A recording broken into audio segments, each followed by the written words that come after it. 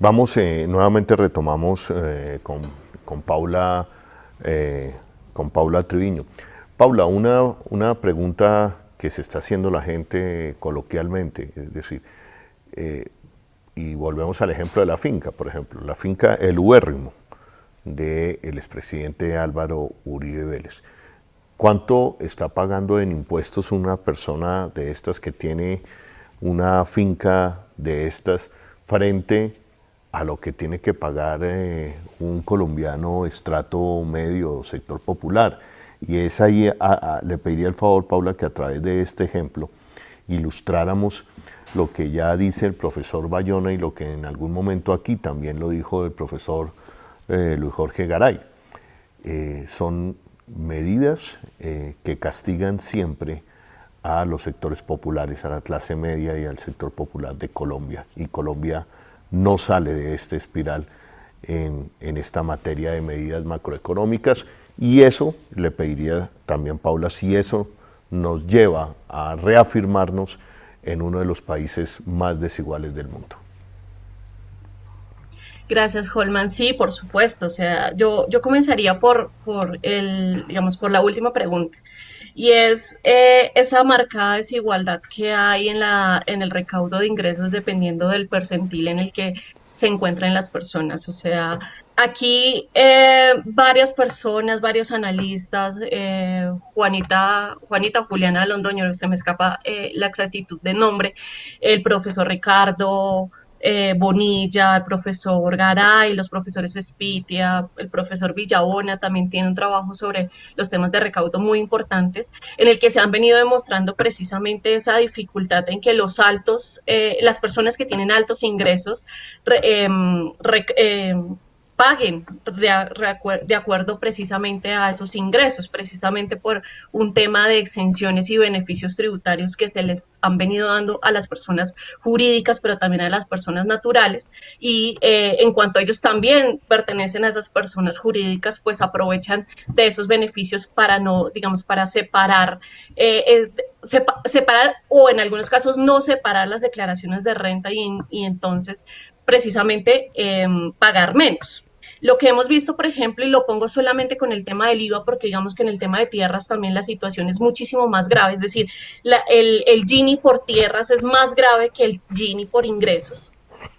Y es que, por ejemplo, en el tema del IVA, lo que se ha visto es que la proporción que utilizan las familias de los percentiles más bajos, es decir, de los percentiles del 4 al 1, es muchísimo mayor respecto a su ingreso que lo que utilizan las personas de los percentiles grandes, es decir, del percentil 10, y dentro de ese 10%, el 1% de su ingreso utilizan muchísimo menos para pagar, por ejemplo, el IVA. Es decir, que afecta muchísimo más el IVA respecto al ingreso que tienen las personas en los estratos menores o las personas que tienen menor ingreso.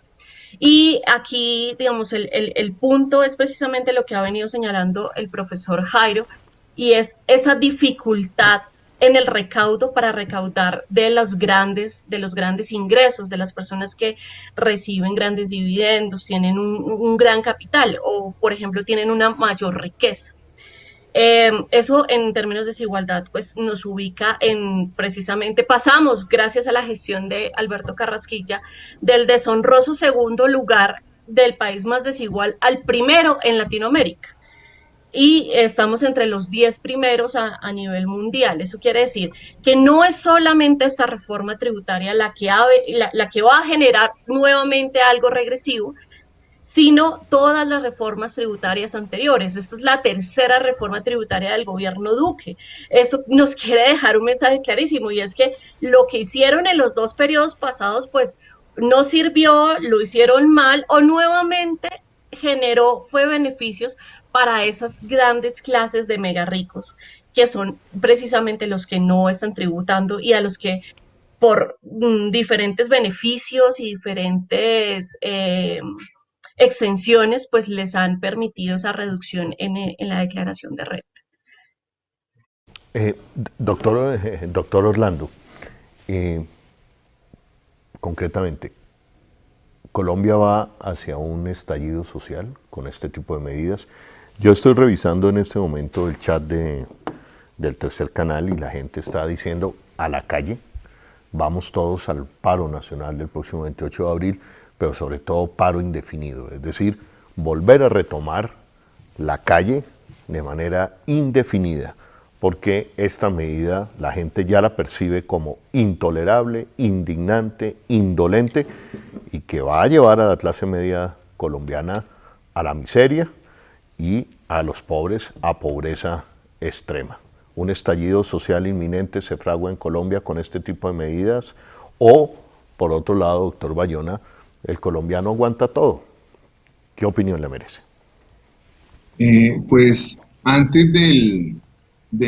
acuérdense, antes de la pandemia, en noviembre hubo una marcha, yo creo que ha sido la marcha más importante que yo he visto en Colombia, y la gente está cogiendo conciencia, ¿sí?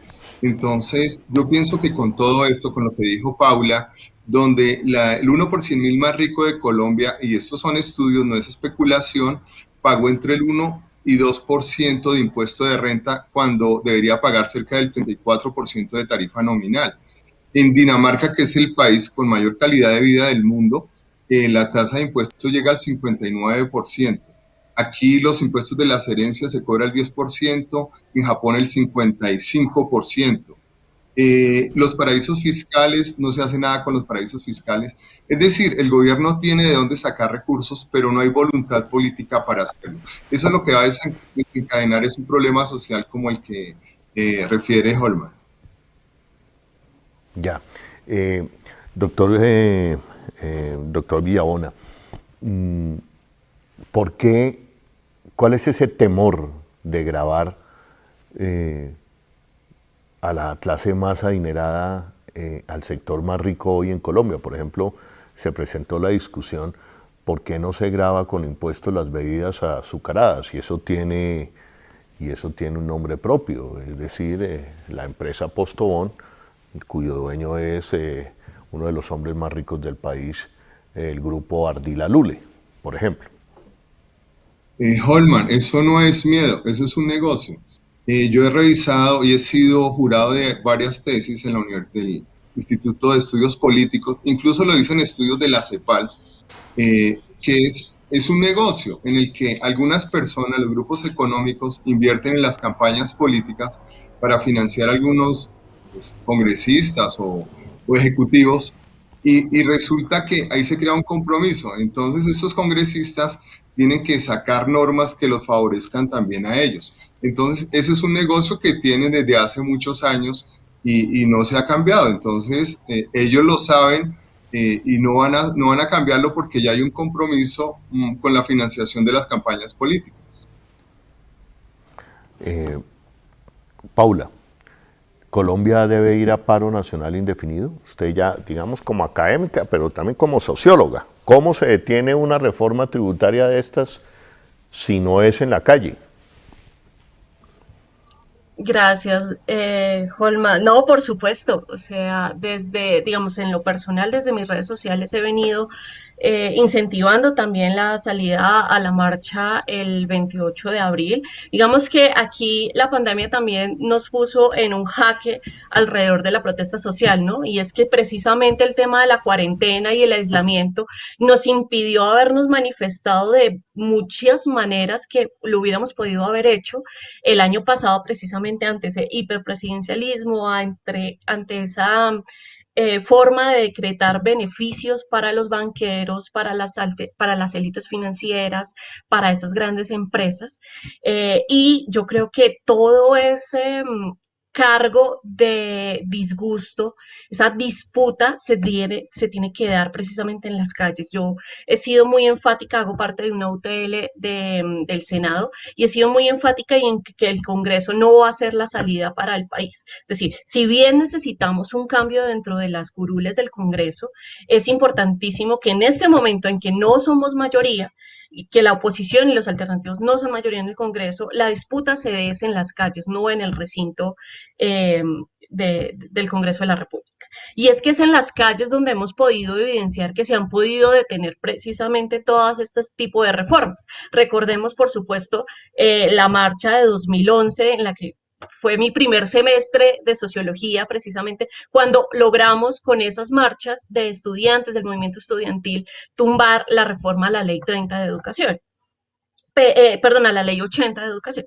Pero recordemos también la que el profesor Villabona hace mención, que fue la del 21 de noviembre de 2019, en la cual fue una de las marchas más importantes que ha tenido el país y en la cual se logró reversar muchas de las medidas que tenía el gobierno Duque preparadas, en las cuales estaban precisamente una reforma o una contrarreforma laboral, una contrarreforma pensional y una contrarreforma agraria.